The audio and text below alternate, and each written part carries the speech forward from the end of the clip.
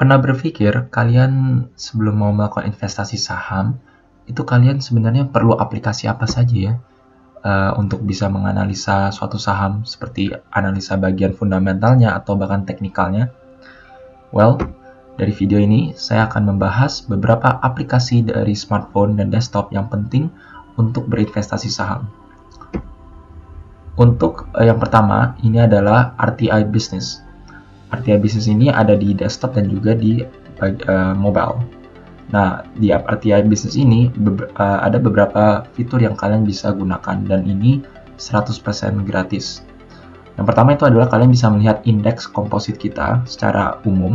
Kalian bisa lihat pergerakan harganya, turnover, volume share, dan juga market cap dari indeks kita. Selain itu, kalian juga bisa melihat indeks dari negara lain seperti Dow Jones, Nikkei, Hang Seng, dan juga Shanghai Gunya. Nah, selain itu kalian juga bisa memasukkan beberapa saham di watchlist kalian supaya kalian bisa memantau saham Anda tanpa harus membuka perusahaan sekuritas atau broker kalian. Jadi seperti ini kalian bisa melihatnya dan tampilannya cukup informatif dan juga enak dilihat. Gampang, soalnya seperti ini kalian bisa lihat langsung keuntungannya berapa, turnovernya berapa, volumenya berapa, frekuensinya berapa, bid dan juga offer dari tiap emiten dari watchlist Anda. Selain itu kalian juga bisa lihat analisa fundamentalnya ya, seperti contoh ini kita ada BRI.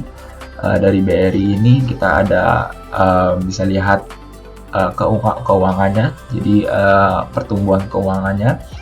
Dan selain ini kalian juga bisa melihat secara angka-angkanya. Contoh kalian bisa lihat market cap suatu perusahaan.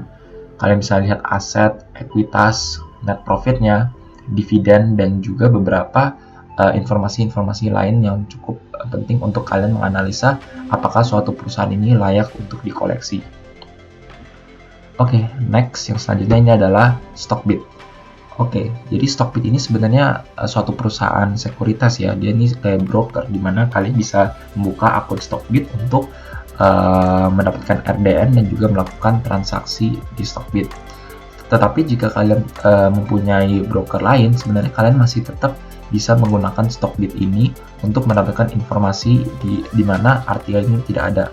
Nah, sebagai contohnya ini, kita lihat dari Stockbit ini kalian bisa melihat PE price earning dari standar deviasinya dalam jangka panjang waktu 10 tahun.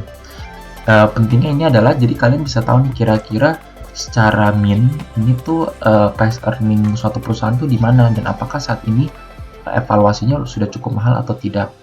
Selain ini kalian juga bisa melihat book value-nya. Jadi kalian bisa tahu nih kira-kira secara book value apakah harganya ini under value atau over value. Nah, ini aslinya juga ada di desktop ya, tetapi fitur ini hanya ada di bagian smartphone setahu saya. Nah, kalau yang desktop itu kalian perlu pro, jadi kalian download aplikasi ini di handphone saja.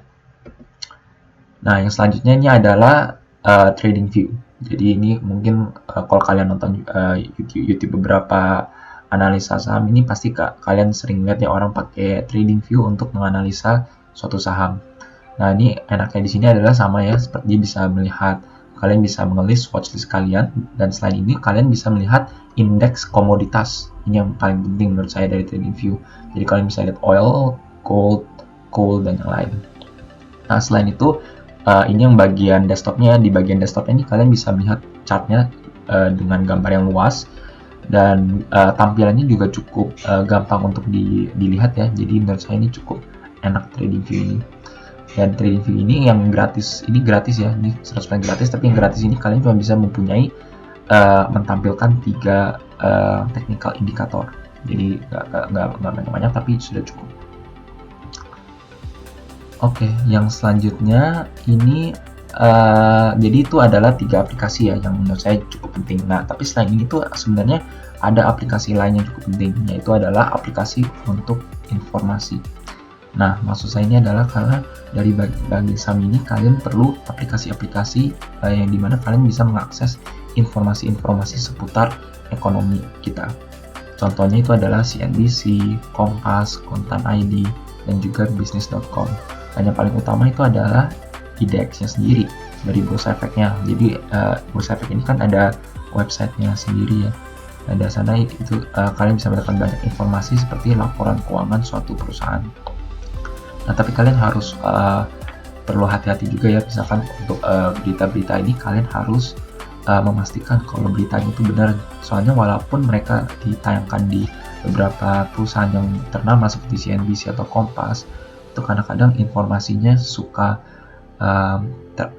tercampur-campur, atau bahkan seperti yang mungkin kalian dengar ya saat ini ya, berita pom-pom, atau kadang-kadang tuh mereka cuman mengulang berita yang sudah diberitakan sebelumnya. Nah, itu kalian harus waspada dan juga harus peka. Nah, oke. Nah, sekian untuk aplikasi-aplikasinya. Berarti sekarang nih kalian udah punya nih alatnya nih untuk melakukan investasi. Nah, sekarang nih tinggal eksekusinya aja. Jadi menurut saya kalian pelajarilah tiap aplikasi yang sudah saya rekomendasikan, dan selanjutnya tinggal dipraktekkan saja di saat kalian berinvestasi di saham.